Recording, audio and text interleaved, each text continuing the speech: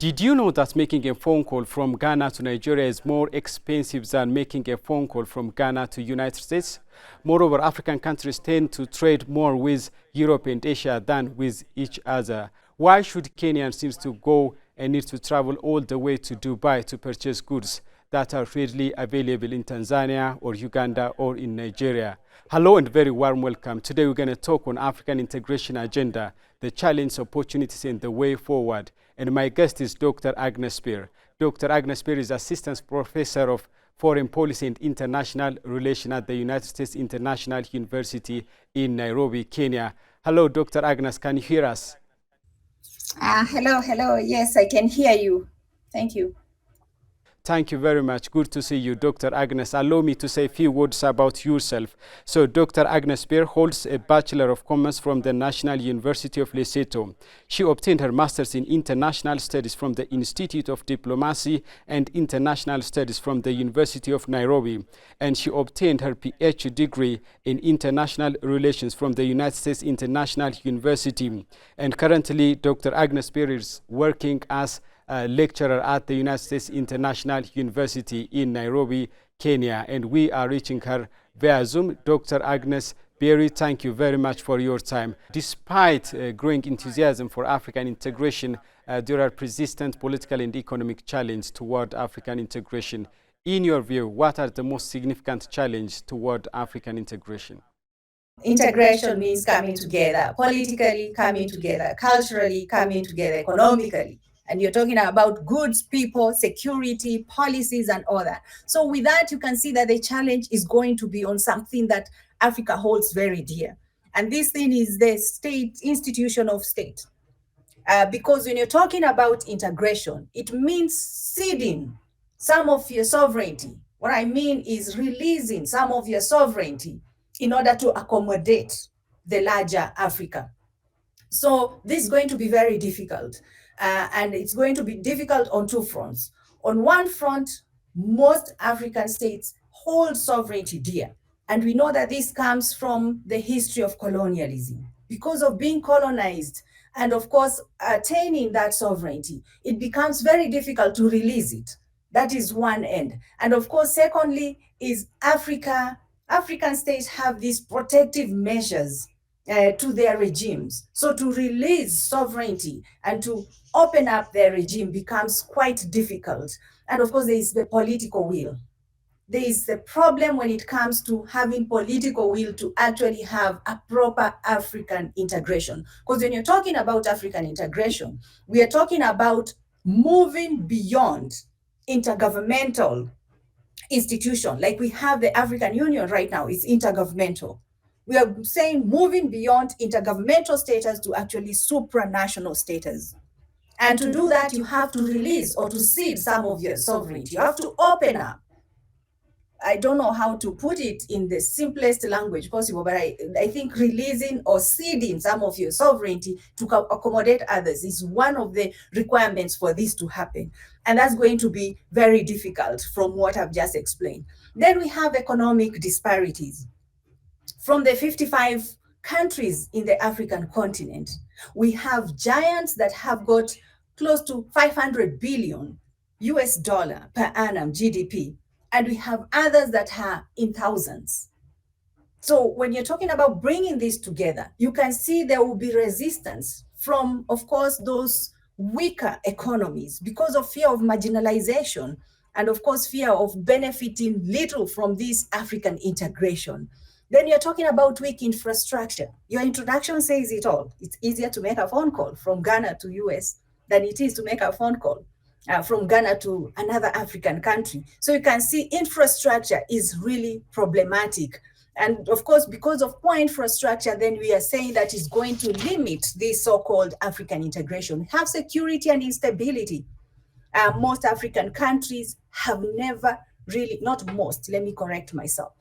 Some African countries have never really recovered from post-colonial, should I say, conflicts.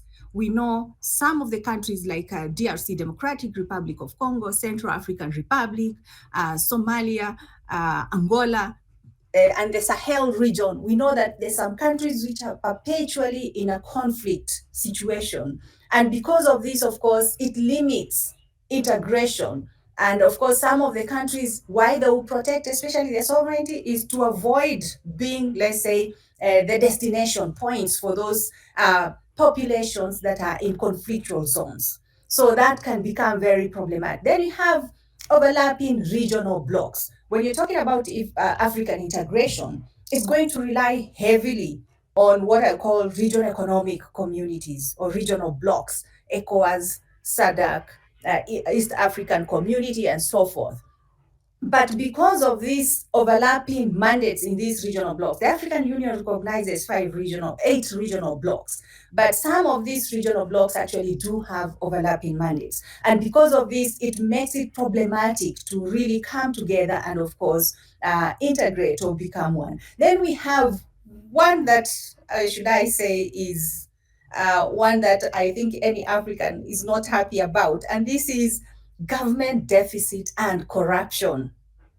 For you to have integration, you cannot have government deficits, you cannot have corruption. But we know that corruption is one of those things that is ailing most of the African states or regimes. And because of this, of course, it brings weakened institutions. So how are you going to transfer a weakened institution into a supranational, for example, institution? It's not going to work. It's going to be very problematic. So government deficits and corruption becomes problematic because it will create enforcement capacity, it will weaken enforcement capacity, it will weaken political will, it will weaken implementation of these integration policies and so forth. Then we have external dependence and of course global pressures. Most African countries, as we are talking right now, are already trading with what I'll call extracontinental forces. So to have them to pull back and to actually do intracontinental trade is going to be yet another challenge. And again, I would say that because of this dependence on extracontinental, should I say, forces, therefore you see that there will be that competition with African integration, if I may say so. Yeah, I think those are the few that I can really come up with when I'm looking at these challenges for African integration. African Continental Free Trade Area is hailed as a transformative initiative. Do you believe that African Continental Free Trade Area has the potential to serve as a unifying force, a genuine unifying force for boosting and increasing intra-Africa trade and economic cooperation? Thank you very much for your question. That's a very important question because Africa Continental Free Trade Area has been here for, should I say, about 5 years. So does it have the potential to unify Africa or to promote this so-called Africa integration? I would say yes, because the continent of Africa has the largest opportunity you can come across in whichever way you want to look at it. First of all, we have to look at, for example, the scale and scope of the continent of Africa. We are talking about it has 55 countries.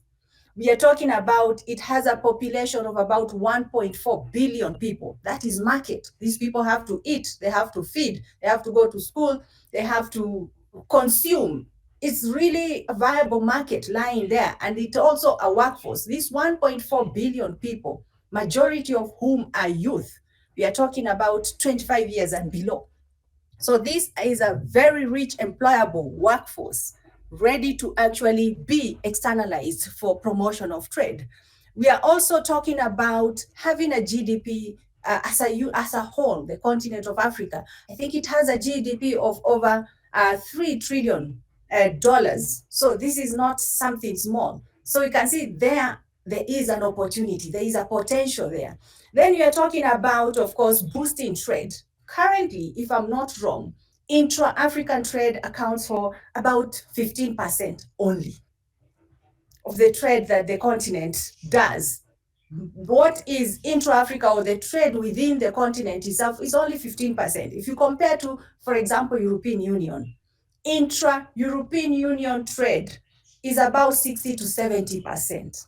So you can see there is a massive gap there, and there is room for growth when it comes to Africa integration. So this Africa Continental Free Trade Area actually has got very big gap in terms of potential to improve this intra-African trade from 15% to anywhere. Surely from 15%, you can say even if you give it just 40% more, that is big opportunity there. Again, I'm going to look at, of course, opportunity for cultural, should I say, in diversification or integration within the Africa Continental Free Trade Area. If we bring these countries together, there is opportunity to promote what I'll call Pan-Africanism, African identity, African history, of course, African culture, and so forth. And this, if you may ask me what is the point of this, is actually what we call soft power.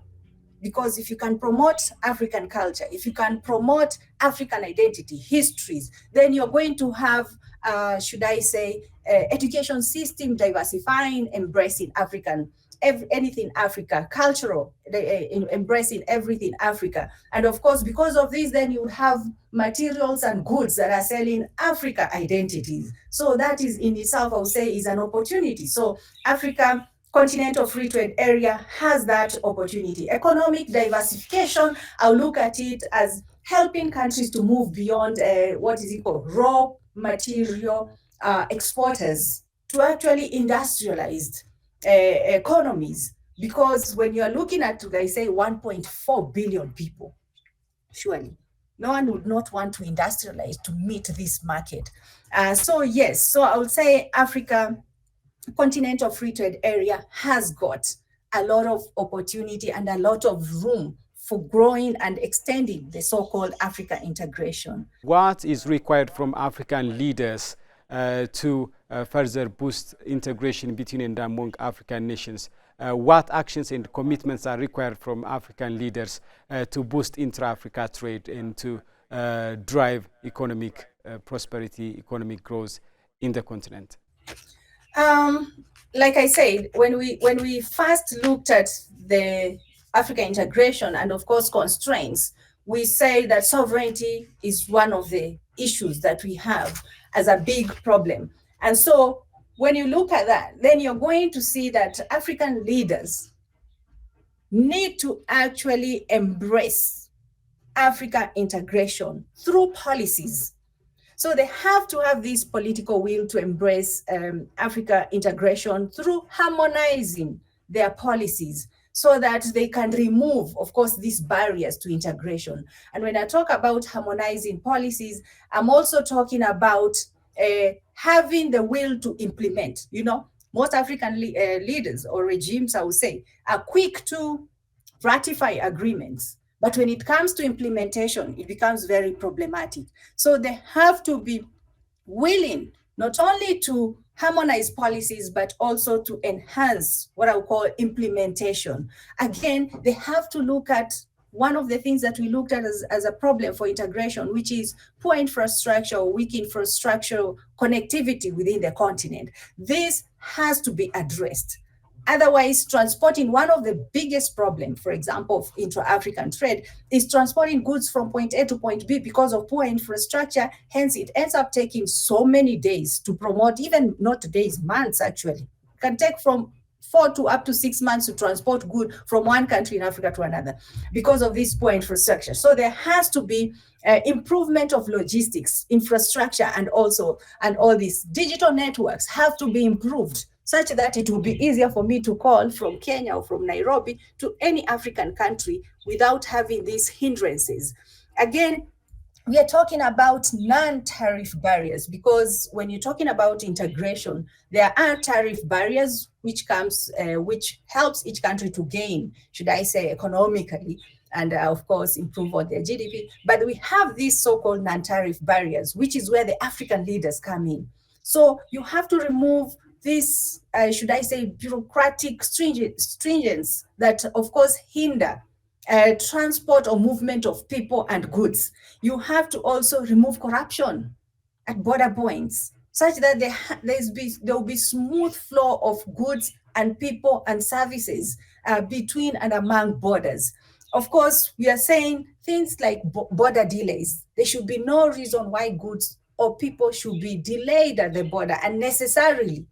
So these are some of the policies that I'm talking about that have to be harmonized and streamlined in order to remove some of these problems that we are seeing. And all these have to be done by the leaders. And of course, there is also this fear. When you go back to my initial problem where I talked about sovereignty and of course protectionism by states.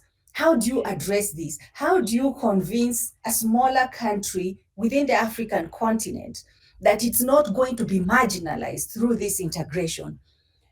I don't know how to do this, but I would say this, that there has to be a way to create cushioning for weaker economies so that they don't get swallowed or they don't disappear into this Africa integration or suffer while others are benefiting. So there has to, if you look at this, then it means that you're going to have some economic provisions, of course, for these smaller economies so that they can feel also comfortable into coming into these integrations and all that. Again, political fragilities and of course conflict. We have talked about weak governance and of course competing regional economic blocks. We're talking about weak governance. In fact, I know this is a topic we covered elsewhere, but are you going to have Africa integration with autocratic regimes? Is that going to be possible? So you will see that the issue of governance has to be addressed. There is no way you're going to have autocratic leaders doing things the way they want and having Africa integration. So governance must be improved in order for this integration to work. And of course, and I'm going to call it as it is, with moving to democracy, you're promoting people's rights and so forth. You're promoting, you're liberalizing basically. So issue of governance must be addressed by our leaders. There has to be this issue of sticking to power for decades has to come to an end if we really want to see Africa integration really taking root and of course prospering. We are living in a digital age, in digital era, and that digital age has offered lots of opportunities for us, and of course it has posed challenges. Let's stay on the opportunities that we can harness from the digital era, from the time we are in. So how African countries could harness digital technologies and digital platforms for more collaboration, for more cultural and trade exchange?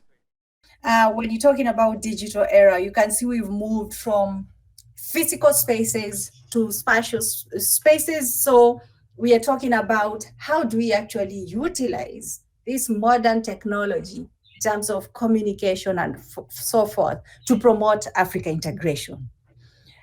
I don't know about you and anyone else out there, but if you go to just YouTube only and see what is going on, the communications between peoples of different countries in Africa, you would see there is a lot going on. So first and foremost, you can say that digital area can promote actually digital workplaces. I mean, you can do this through Zoom, you can do meeting through Zooms. It can also allow actually students to have what I would call even online so forth. It can allow collaboration culturally because you're doing it digitally. So you can reach each other very easily and so forth. So you can see this is one of the areas that can be promoted in terms of course, digital workspaces. We can also say cultural exchanges. I remember when we talked about what is Africa integration and we put it into economic, political, and cultural exchanges. We've seen digital platforms like TikToks, X, YouTube, of course, promoting some of the things like African cultural music, of course, fashion. You have, of course, debates. I like this one better. Political debates, where you see very vibrant debates talking about, different regimes in the continent, what's going on, what is this leader doing, why are they doing this, and all that. It's almost like you have an African, should I say, watchdog digitally.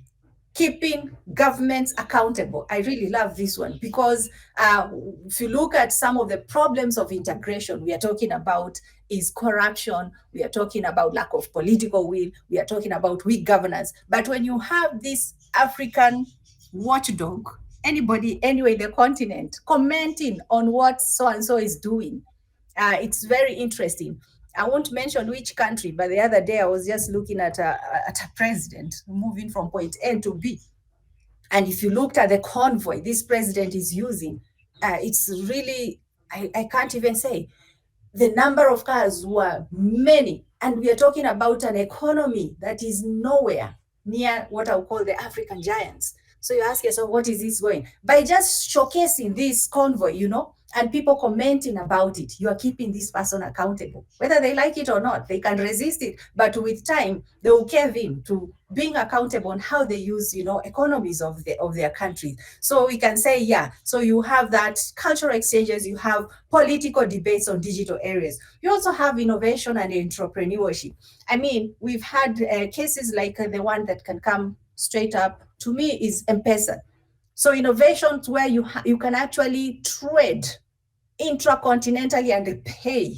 So platforms like M-Pesa where money transfer goes back and forth. This is an opportunity to actually make it continental so that it's easier to transact between, of course, people. And of course, economically, you can talk about learning different, should I say, trade, learning from each other and so forth. And you can see that this is actually a market that you can say that can help in terms of Africa integration. The future of Africa is on the hands of the burgeoning youth population. So what message would you share with young Africans about their role in shaping a more prosperous, united, and resilient Africa? Here, when you're talking about the youth, yeah, what can they do to promote a more prosperous Africa? I would say the youth in the past have been used and abused by political leaders. And instead of promoting Africa integration, they've actually been used to disintegrate the countries, and which in essence disintegrates the continent. So to the youth, I would say, be bridges. Don't be border keepers. When you're talking about Africa integration, we are talking about debordering the continent. So be bridges, don't be used as border keepers. Instead, be the platform actually that the rest of the country uses to connect with others. And of course, this they can use through creativity, digital tools, of course, and so forth. So, of course, communicating across languages, across cultures, and so forth. This will help a lot when it comes to African integration. Again, claim integration. When we are talking about being promised this Africa continental free trade area, and our governments ratify these agreements, the youth should claim this and say, where is it? And hold these governments accountable to this, because the youth stand to gain most from this integration. So they can actually work as, should I say, watchdogs, for a lack of a better word, to governments, to hold them accountable, to actually bring this thing to fruition. So claiming, of course, integration could actually involve activism. Be involved in activism when your country is the one hindering integration or blocking you from benefiting. Promote this thing called African integration. And of course, hold leaders accountable. I've had some of the youths talking about, and I'm sorry, I'm going to have to mention Kenya here, talking about Kenya and how Kenyan youths hold the government accountable. And they say in their country, they cannot even imagine doing such thing. Why not? The youth should hold leaders accountable so that we can remove these issues of corruption. We can remove these issues of weak governments. And in essence, of course, it can lead to promotion of what you're talking about, African integration, because this can be done digitally. I mean, we've seen platforms going wild with countries, of course, being highlighted for some of the ills that they are doing by the youth. So we can say that if this is done, then we can say that you can see that there is a light at the end of the tunnel. Again, the youth need to believe in the power of solidarity as Africans. This divisive politics that we've had in the past has to be removed. And we have to promote, of course, solidarity through working together, through, of course, even innovating together. And this will help with African integration. Yeah. Media plays a powerful role in shaping narratives. So what do you expect from media outlets, journalism outlets, in promoting Pan-Africanism? Interesting. Media is one of the most powerful tools that we have, because what is aired in media sometimes could be even be what most people believe as gospel truth, whether it is true or not. So media plays a very big role in shaping a lot of things, starting from agenda setting. Of course, when it comes to African integration, media can play a role when it comes to this. Media can actually also promote or highlight what we call identity, African identity. It can promote this through, of course, showcasing divisive politics, calling out those who are dividing the continent. Media can do this. Again, we can say that media can also create space for African languages and, of course, African different cultures or cultural performatives, so that you can promote and showcase the continent of Africa. Again, media can provide a balanced, I would say, coverage. We know that Africa has acquired a certain identity in the media, and it's not really a very good identity, so to speak. This notion of Africa being poor, malnourished, I mean, people who are, backwards and all, this thing need to go. Should have gone long time ago. So media needs to come in and provide what I would say balanced coverage that is actually contextualized, so that when you're talking about something, you put it into context, and of course, you provide a balanced coverage. You shouldn't follow Western way of showcasing media. Can we have African media coming up with its own identity that is African-based, and of course, promoting the continent? I'm not saying hide the ills, because part of the other one of the other ways media can actually help with the integration is to actually hold leaders accountable. Because when leaders are doing things that are actually fragmenting the continent, they need to be held accountable, especially when you're talking about moving towards integration. Again, they have to do investigative journalism. When we looked at non-tariff barriers to African integration, I talked about corruption, I talked about security, I talked about border delays and so forth. These things can actually, media can do investigative journalism to show what's causing all these delays, highlighting all these. This in turn will help to agenda set and will help also to streamline the policies for African integration. And of course, media is there again to hold leaders accountable. So you can see it's almost like cyclical. Media is everywhere. It can really play a very big role if you took this thing into account the way it should be. Again, we are talking about building cross-border or cross-continental media collaboration. And so I want to say this: when media is broadcast in whatever case or whatever issue areas, can you imagine how good it will be to imagine the continent of Africa? Imagine Africa. Forget about what we've been told about Africa. Imagine Africa. Do investigative journalism and see what you have in your hand. Because sometimes it just takes an idea, planting an idea into people's minds, and this idea will germinate into what we are trying to work towards, which is Africa integration. Dr. Agnes Beer, you are talking to the Pulse of Africa, POA. So POA is Ethiopian-based media, which is established to amplify African voice, which is organized and established to voice the voice of Africans. So can you say a few words about Pulse of Africa, about the initiative we take? Thank you very much. First and foremost, I want to really congratulate Pulse of Africa for the work that it's doing, because this is exactly what we've talked about. What can media do when it comes to African integration? And promoting or providing platforms for various, should I say, contexts, various people, various individuals across the continent is actually one of the ways of promoting what we are calling African identity or African integration. So Pulse of Africa, what is doing, of course, across Kenya, Ghana, Nigeria, Ethiopia, and so forth, is doing this, is giving a platform to voices from Africa.